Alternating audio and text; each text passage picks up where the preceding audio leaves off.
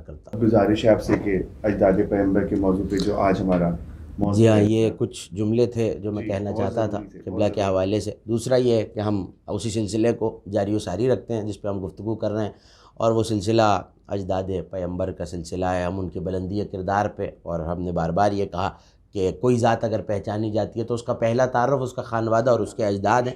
کل ہم جناب عبد مناف پہ گفتگو کر رہے تھے 3 رمضان المبارک کو، اور آج اس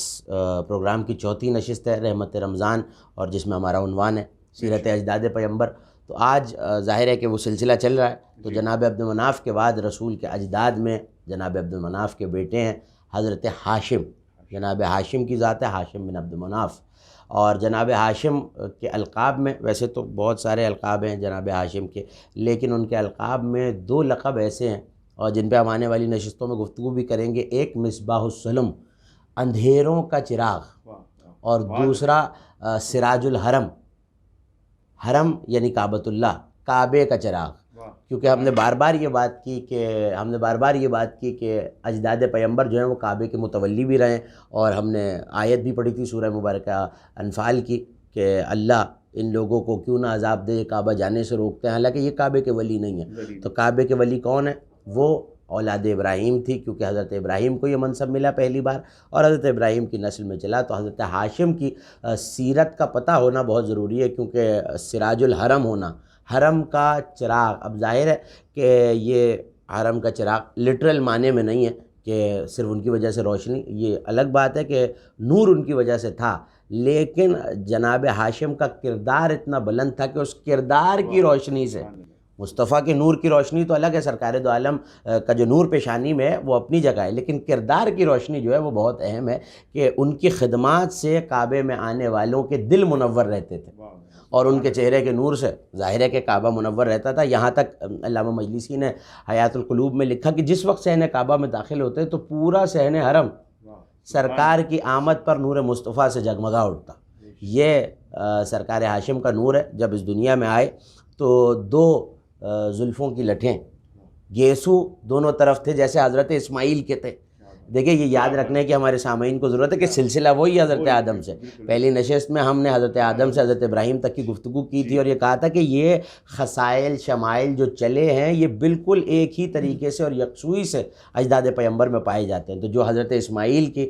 2 گیسو تھے، زلفیں تھیں، اسی طرح ان زلفوں سے نور نکلا کرتا تھا، اور نور کا عالم یہ تھا کہ نور آسمان سے جا کے ٹکراتا تھا، اتنا نورانی چہرہ، کیونکہ ظاہر ہے وہ نور مصطفیٰ تھا جو پیشانی حضرت ہاشم میں تھا۔ اور جس وقت جناب عبد مناف جانے لگے، آپ کو یاد ہوگا کہ ہم نے حضرت آدم اور حضرت شیس کا جنت میں مکالمہ کا تذکرہ کیا تھا کہ ایک حریری کاغذ پر، ایک دفتی پر ان سے عہد لیا جب حضرت آدم نے کہ دیکھو یہ جو نور تمہاری طرف منتقل ہو رہا ہے اس کو پاک و پاکیزہ رکھو گے اور کسی پاک بی بی کی طرف منتقل کرو گے۔ تو جب جناب عبد مناف اس دنیا سے جانے لگے تو انہوں نے اپنے بیٹے حضرت ہاشم کو بلایا اور ان سے یہ عہد لیا کہ اے ہاشم مجھ سے عہد کرو کہ یہ جو امانت نور مصطفیٰ ہم تمہیں دے رہے ہیں اس کو کسی صالح، کسی عابدہ، کسی پاکیزہ، کسی عفیفہ، کسی مقدرہ طاہرہ بی بی کی تک منتقل کرو گے جو پاک و پاکیزہ ہوگی، کسی ایسی بی بی تک منتقل نہیں کرو گے۔ یہ عہد ظاہر ہے کہ یہ بات بتانا ضروری تھا کہ بہت بڑی ذمہ داری تھی جو، اور یہ بھی سمجھنا ضروری ہے، یہاں حضرت عبد مناف کے اس قول سے پتہ چلتا ہے کہ یہ جانتے تھے، یہ کوئی مغالطہ نہیں تھا، یہ مس انڈرسٹینڈنگ نہیں تھی، یا یہ کہ وہ اس سے لا علم نہیں تھے کہ نور مصطفیٰ ان کی پیشانی میں ہے، وہ جانتے تھے کہ نور مصطفیٰ ان کی پیشانی میں ہے اور وہ نور منتقل ہو رہا ہے، اور اس کا وعدہ لیا حضرت ہاشم سے۔ اور یہ کہتے ہیں کہ جب وہ نور منتقل ہوا اور ہاشم کی پیشانی میں جگمگانے لگا تو جس رستے سے گزرتے تھے پتھر، سنگریزے، درخت، دیواریں پکار پکار کے حضرت ہاشم سے کہتی تھی کہ خوشخبری ہو آپ پر، آپ کی صلب میں، آپ کے ماتھے میں، آپ کی پیشانی میں وہ نور مصطفیٰ جگمگا رہا ہے جو اللہ کا محبوب ہوگا، لوگوں کے درمیان سب سے زیادہ عزت والا ہوگا اور خاتم النبیین ہوگا۔ یہ پتھر ہیں جو نور مصطفیٰ کو دیکھ کر آوازیں دے رہے ہیں، اور جس اندھیری گلی سے بھی اگر گزر جاتے، اگر رات میں اندھیرا ہے تو وہ نور سے جگمگا اٹھتی، اور کئی کئی دن نور مصطفیٰ کی یہ برکت تھی اور جناب ہاشم کی یہ ذات کی عظمت تھی کہ کئی کئی دن اس میں سے خوشبو نہ جایا کرتی تھی۔ دوسری بات یہ کہ ظاہر ہے کہ جب یہ پتہ تھا، جب اہل بیت کو یہ پتہ تھا تو پہلے بھی نور اور بادشاہ، کاہن، جو کتابیں پڑھے ہوئے تھے، آسمانی کتابیں اور صحیفوں کو جانتے تھے، جو اس دور کے راہب تھے اور جو کتابیں پڑھتے تھے، جو آج کی زبان میں جنہیں آپ پادری سمجھیں یا اپنے اپنے علوم کے، اپنے اپنے دینوں کے علموں کے عالم تھے، انہوں نے اپنی کتابوں میں یہ بات پڑھ بھی رکھی تھی. کچھ آسمانی کتابیں بھی تھیں، کچھ صحیفے بھی تھے، کچھ ان کے علماء نے یہ پیشن گوئی بھی کی تھی کہ ایک آنے والا آئے گا جو دنیا کے تمام مذاہب پہ غالب آ جائے گا. تو وہ اس نور کو حضرت ابراہیم سے جب چلے آ رہے تھے، ظاہر دشمن بھی موجود تھے، دیگر مذاہب بھی موجود تھے، تو وہ اس نور کو پہچانتے تھے کہ یہ نور منتقل ہو رہا ہے. تو حضرت ہاشم کی سخاوت، ابھی ہم اس پہ بھی گفتگو کریں گے، لیکن حضرت ہاشم کی سخاوت کا جو شہرہ تھا اور جو شہرت تھی، وہ اگر آپ دونوں طرف دیکھیں تو یہاں کسریٰ جو ایران کا بادشاہ ہے وہاں تک، حبش تک جو آج کا ایتھوپیا اور افریقہ ہے، اور روم تک، قیصر روم تک جو ہے وہ حضرت ہاشم کی سخاوت، بہادری اور حسن کے چرچے تھے. اور اتنے حسین تھے کہ جب قافلے مکہ آیا کرتے تو لوگ دیکھنے میں اتنے محو ہو جاتے کہ اپنے کام بھول جایا کرتے تھے. تو اور ہر شخص، مکے کے بادشاہ، عرب کے سردار چاہتے تھے، جانتے تو تھے کہ پیشانی میں نور ہے، تو رشتے دیا کرتے تھے اور چاہتے یہ تھے کہ ہماری رشتہ داری ہو جائے اور ہماری بیٹی سے عقد ہو تو یہ نور ہمارے خانوادے میں آ جائے اور ہم خانوادہ رسالت میں، رسالت کے رشتہ داروں میں شامل ہو جائیں. تو مال بھیجا کرتے تھے، تحفے تحائف بھیجا کرتے تھے کہ شاید ہاشم کا دل ہمارے خانوادے کی طرف مائل ہو جائے. لیکن حضرت ہاشم عہد کر چکے تھے اپنے بابا سے بھی، اور جانتے تھے کہ یہ ایک الہی منصب ہے اور اس نور کی ذمہ داری ہمارے اوپر ہے، امانت داری ہمارے اوپر ہے. تو اس نور کو ہم نے ایک ایسی بیوی تک پہنچانا ہے جو خود اللہ کا انتخاب ہو. اور یہ آپ کو پتہ چلے گا کہ معصوم کے جو اجداد ہوتے ہیں ان کا انتخاب بھی اللہ کرتا ہے. کو جا کے اللہ کے حبیب کا تذکرہ ہو تو اس نے کتنا خیال رکھا ہوگا اپنے حبیب کا، کیونکہ کردار اگر بنتا ہے تو وہ ماں کی آغوش سے بنتا ہے. اور بعد میں نبی نے یہ حدیثوں میں فرمایا کہ انسان کی پہلی درسگاہ ماں کی آغوش ہے. تو نبی کی اپنی نسل میں جو مائیں ہیں وہ کتنی بلند کردار کی ہوں گی. تو بادشاہوں کے رشتے بھی آتے تھے اور مال بھی بھیجا جاتا تھا، لیکن کبھی پلٹ کے حضرت ہاشم نے اس مال کی طرف نہیں دیکھا، ان تحائف کی طرف نہیں دیکھا، ان تحائف کی طرف نہیں دیکھا، اور مال کی طرف، اور انکار کر دیا کرتے تھے. حضرت ہاشم مکے کے سردار ہوں، قیصر روم ہو، کسریٰ ہو، بادشاہ حبش ہو، نجاشی ہو، ان سب کو جب پتہ چلا تو انہوں نے رشتے بھی بھیجے، مال بھی بھیجا، تحائف بھی بھیجے کہ شاید یہ نور ہمارے خاندان سے منسلک ہو جائے اور ہم رسالت کے رشتہ دار بن جائیں. مگر ایسا نہ ہوا. اس عہد کا پاس تھا جو چلا آ رہا تھا کہاں سے؟ حضرت آدم سے چلتا ہوا آیا، ابراہیم تک، ابراہیم سے علیہ السلام حضرت ہاشم تک. حضرت ہاشم کا معاملہ یہ ہے کہ پورے مکے کی سرداری حضرت ہاشم کے پاس آ چکی تھی، اور لوگ بادشاہ اور سردار کی طرح عزت کیا کرتے تھے. اور نہ صرف یہ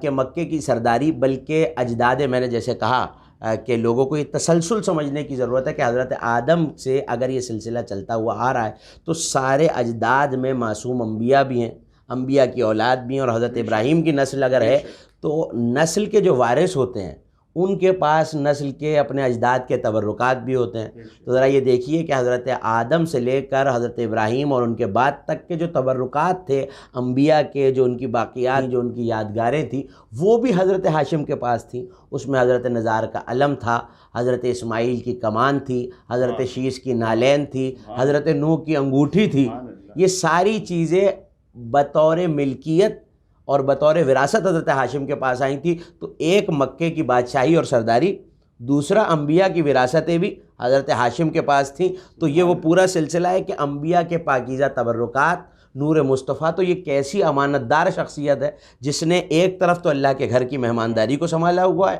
ایک طرف انبیاء کے تبرکات کا امین ہے، اور تیسرا نور مصطفیٰ کا امین ہے. بہت خوبصورت قبلہ، ماشاءاللہ، بہت ہی خوبصورت اس موضوع اجداد پیغمبر کے موضوع پہ آپ گفتگو کر رہے ہیں. اب وقت ہوا ایک چھوٹے سے بریک کا، دیکھتے رہیے خان ٹی وی. یا حبیب اللہ، یا نبی اللہ، یا رسول اللہ، یا حبیب اللہ، یا جی ناظرین، ہم حاضر ہیں بریک کے بعد اور چلتے ہیں قبلہ کی طرف اور ان سے سوال کرتے ہیں. جی قبلہ، جناب ہاشم جو رسول اللہ کے جد تھے، ان کو ہاشم کیوں کہا جاتا ہے؟ اور جو ان کا دسترخوان تھا جو بہت مشہور تھا، اس کے بارے میں ہمارے ناظرین کو کچھ بتائیے. اچھا دیکھیے، یہ دونوں چیزیں جو ہیں وہ آپس میں جڑی ہوئی ہیں. ہاشم ہونا اور ان کے دسترخوان کی وسعت، یہ ہاشم میں نے جیسے عرض کیا پروگرام کے آغاز میں کہ حضرت کے دو القابات ہیں، ایک حرم کا چراغ اور دوسرا اندھیروں کو منور کرنے والا. تو اسی طرح ہاشم جو نام ہے وہ ہاشم کہا بھی اس وجہ سے جانے لگا اور اس کی شہرت بھی اس وجہ سے ہوئی کہ جب قحط آیا مکے میں، اور ظاہر حاجی تو آتے ہی تھے مکے میں حج کرنے، اور کعبے کے متولی بھی یہ تھے، کیئر ٹیکر بھی یہ تھے، تو یہ ایک امیر و کبیر خاندان تھا، تجارت کرتے تھے اور انبیاء کے وارث بھی تھے. تو ان کے پاس تبرکات انبیاء بھی، کعبے کی چابیاں بھی، کنجیاں بھی اور دیگر مواریث انبیاء بھی تھے. اسی طرح ان کے پاس دولت بھی تھی اور اونٹ بھی تھے، تجارت بھی ہوتی تھی. تو اس دور میں جب تجارت ہوتی تھی اور جب قحط پڑا تو تب بھی حضرت ہاشم کے پاس کئی اونٹ تھے اور شاید ان کی تعداد سینکڑوں میں تھی، اور انہوں نے وہ اونٹ فروخت کیے شام جا کر، اور ان سے جو پیسہ آیا، کیونکہ مکے میں قحط کی صورتحال تھی اور سردار جو ہیں سرداران مکہ نہ وہ کوئی پیسہ دے سکتے تھے نہ کعبے کے متولی، تو انہوں نے اپنے اونٹ فروخت کیے اور اونٹوں کو ذبح کیا جو بچے ہوئے تھے، اور اونٹ کے گوشت کے شوربے میں اس پیسے سے جو اونٹ فروخت کیے تھے روٹیاں لائے، اور روٹیوں کو چور کے جو ہے وہ اس سالن میں روٹیاں چور کے ڈالیں، اور یہی عرب کی مرغوب غذا تھی، تو وہ حاجیوں کے لیے انتظام کیا. پر چمڑے کے بڑے بڑے حوض، وہ جو اونٹ ذبح ہوئے تھے ان کی کھالوں سے بڑے بڑے حوض بنائے، اور وہ حوض بڑے بڑے رکھے تاکہ حاجی آنے والے اس میں سے پانی پیے. جب بھی ذی الحج کا مہینہ آتا تھا تو حضرت ہاشم خطبہ دیتے تھے مکے والوں کو جمع کر کے کہ اے لوگو، اللہ نے تمہیں اپنے گھر کا ہمسایہ بنایا ہے، اور یہ اللہ کے حج کا مہینہ ہے، تم اس کے ہمسایہ ہو، اگر تمہیں یہ عزت دی ہے تو دیکھو یہاں اللہ کے مہمان آئیں گے، جن مہمانوں کا میزبان خود خدا ہے، کیونکہ وہ خانہ خدا کے مہمان ہیں، تو دیکھو ان کی عزت کرنا، اور مہمان کی عزت ہر ایک سے زیادہ ہوتی ہے. اور وہ مٹی میں اٹے ہوئے ابھی دور دور سے آنے لگیں گے. یہ ذی الحج کے آغاز کی بات ہے کہ ابھی 10 ذی الحج آنے تک لوگ دور دور سے آئیں گے، اور ان کے جسم، ان کے بال مٹی میں اٹے ہوئے ہوں گے، وہ تھکے ہوئے ہوں گے، تو ان کی خدمت کرنا. تو یہ سن کے سرداران مکہ بھی خدمت کیا کرتے تھے، جناب ہاشم اپنا پیسہ بھی خرچ کیا کرتے تھے. مگر کمال یہ ہے کہ قحط کے اس دور میں کہ جب اپنے اونٹ فروخت کیے ہیں اور اس سے جو رقم آئی ہے اور اس سے روٹیاں چوری ہیں، اسی وجہ سے ہاشم کہا کرتے تھے روٹیوں کو چورنے والا، روٹیوں کے ٹکڑے کر کے اس شوربے میں بھگو دیے. تو اپنے لیے ایک وقت کا کھانا بھی اس میں سے نہیں لیا، سب کچھ حاجیوں پہ قربان کر دیا. اور حتیٰ کہ اگر کسی کا کوئی قرض ہوتا تھا اور کوئی حاجی آتا ہے، کیونکہ حضرت ہاشم جاتے تھے اور روزانہ 7 مرتبہ طواف کرتے تھے. آج دیکھیے حج میں 7 مرتبہ طواف ہوتا ہے، حضرت ہاشم جب بھی جاتے تھے. کیونکہ یہ سنت ابراہیمی اور دین ابراہیمی پہ تھے، تو یہ حضرت ابراہیم والے مذہب پہ ہی قائم تھے اور جانتے بھی تھے. اور جیسے ہم نے عرض کیا مسلسل کہ ان میں سے اجداد نبوی میں سے ایک نے بھی غیر خدا کی عبادت نہیں کی، اللہ کے گھر کا طواف بھی کرتے تھے. اور اگر کوئی آتا کہ میں قرض دار ہوں، اس کا قرض ادا کرتے. اگر کسی نے کسی کا فدیہ دینا ہے یا خوب بہا دینا ہے، یہ شریعت ہے کہ اگر کوئی کسی کو قتل کر دے یا نقصان پہنچا دے تو اس کی دیت دینی ہے، اس کا قصاص دینا ہے، یا پھر وہ قرض دار ہے، تو وہ سب کچھ حضرت ہاشم اپنی جیب سے ادا کرتے تھے، اپنے مال سے ادا کرتے تھے. یہی شہرت تھی جس کو میں نے عرض کیا کہ نجاشی تک پہنچی، کسریٰ قیصر تک پہنچی، اور یہی وہ شہرت تھی جو دوسرے بادشاہوں تک پہنچی. اور اسی سخاوت کی بنیاد پر اور نور مصطفیٰ کی بنیاد پر لوگوں میں یہ شہرت پائی کہ ہاشم تقسیم کرنے والے ہیں. اور یہ وسعت تھی کہ اگر کبھی دعوت عام دے دیا کرتے، اکثر یہ ہوتا تھا، یہ تو ہم حج کی گفتگو کر رہے ہیں کہ حج پہ جو حاجی آتے ہیں ان کی میزبانی کیسے کرتے ہیں، لیکن جو مکے کے غریب تھے، جو وہاں کے ضرورت مند تھے، یا کبھی کبھی دعوت عام کیا کرتے کہ مکے کے لوگ آئیں اور کھانا کھائیں، تو وہ کھانا اتنا وافر ہوتا تھا کہ لوگ سیر ہو کے کھاتے بھی تھے اور اپنے جانوروں اور پرندوں تک کے لیے لے جاتے تھے. صرف اپنے لیے نہیں، اپنے لیے تو لے ہی جاتے تھے، مگر اتنا وافر مقدار میں وہ کھانا ہوتا تھا. یہ اجداد پیمبر ہیں، اور یہی سیرت نبی کی زندگی میں بھی ملے گی، علی کی زندگی میں بھی ملے گی، اور سارے ائمہ طاہرین کی. تو اگر کوئی یہ سوچتا ہے، ظاہر امامت کا منصب اور اخلاق حجت اپنی جگہ ہے، لیکن یہ خرچ کرنا، امت کو کھلانا، اللہ کی بندوں کی خدمت کرنا، یہ اجداد پیمبر اور اجداد بنی ہاشم اور حضرت ہاشم کی سیرت میں چلا آ رہا تھا، جو بنی ہاشم کے خون میں لوگوں کی ضیافت کرنا موجود تھا. جی بہت خوب، بہت خوب. جی ناظرین، بہت ہی خوبصورت گفتگو کر رہے تھے اجداد پیمبر کے موضوع پر. اب ہمارے پروگرام کا وقت ختم ہوتا ہے. اپنے میزبان خاور رضا نقوی کو اجازت دیجیے. خدا حافظ. یا رسول اللہ، یا حبیب اللہ، یا نبی اللہ، یا رسول اللہ. رمضان رمضان یوں قائم ہے رمضان، رمضان رمضان یوں قائم ہے رمضان.